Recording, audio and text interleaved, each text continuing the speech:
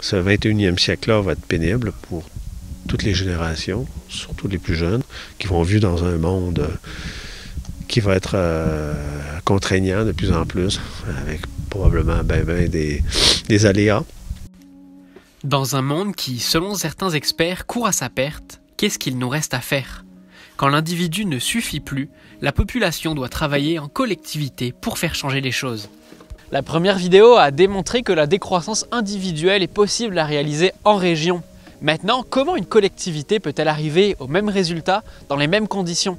Nous sommes venus chercher des réponses à l'éco-hameau de la Baie, aussi appelé le GREB, groupe de recherche en écologie de la Baie. Le GREB, c'est l'association qui a fondé l'éco-hameau, puis qui a fondé aussi d'autres petits éco-hameaux qui sont reliés à cet éco-hameau-là, l'éco-hameau de la Baie.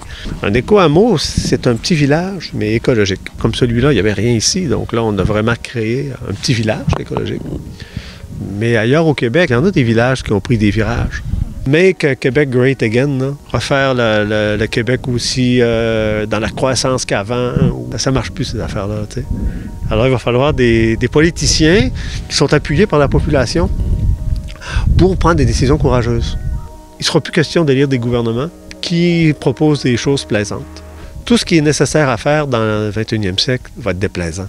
C'est pour qu'on s'en sorte. C'est pas juste acheter équitable pour se donner bonne confiance, mais on va devoir aussi penser, OK, comment est-ce qu'on développe dans nos écoles, dans nos villages, dans nos villes, des systèmes alimentaires viables? Ils jettent des quantités phénoménales de nourriture dans les poubelles. Tout ce qu'on peut venir chercher au gratuivore, ce qu'on peut avoir gratuit, qu'on le prenne gratuit plutôt que l'acheter. C'est comme ce qui rentre dans l'optique de décroissance aussi. Au départ, une gang de pauvres qui s'entraident. Au même titre qu'il faut de l'argent pour vivre, mais il faut surtout de la nourriture pour vivre.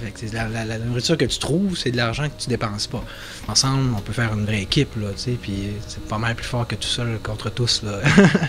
Collectivement, il est également possible de déjouer le système de consommation en donnant une deuxième vie, voire une troisième vie aux objets. Par exemple, si je pense m'acheter un vêtement, je vais essayer de privilégier les friperies ou mon entourage pour essayer de répondre à ce besoin. C'est ainsi que se forment des chaînes de partage, une alternative aux achats inutiles. Une autre possibilité consiste à réparer les objets plutôt qu'à les jeter et en acheter des nouveaux. Certains groupes communautaires offrent ce service, mais c'est encore trop rare au Québec. Toutes ces initiatives ont un but, utiliser moins de ressources, mais les utiliser mieux.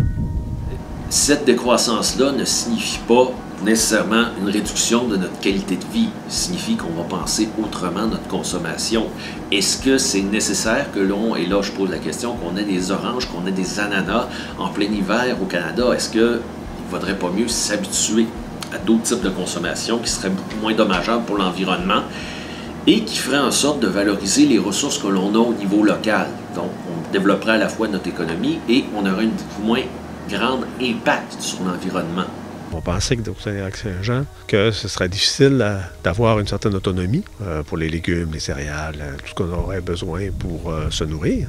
Finalement, ce qu'on a découvert après 30 ans d'expérimentation, c'est qu'au contraire, on a une alimentation bien plus diversifiée que celle qu'on peut trouver en supermarché, bien plus savoureuse, bien plus nutritive. On est capable d'avoir de la verdure tout l'hiver, des légumes frais, une bonne variété. La publicité qui nous incite à consommer, automobile, vêtements, c'est les deux industries extrêmement polluantes. On pourrait consommer moins certaines choses, mais il y a des choses essentielles qui ne l'étaient pas il y a 50 ans ou 60 ans ou 100 ans et qui sont devenues essentielles aujourd'hui et qu'on ne voudrait peut-être pas se priver.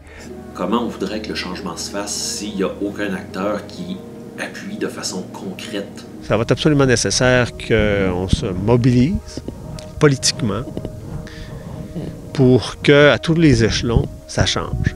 On dit que c'est là, on est à une époque de l'action, c'est vrai qu'il faut agir, mais il faut aussi comprendre.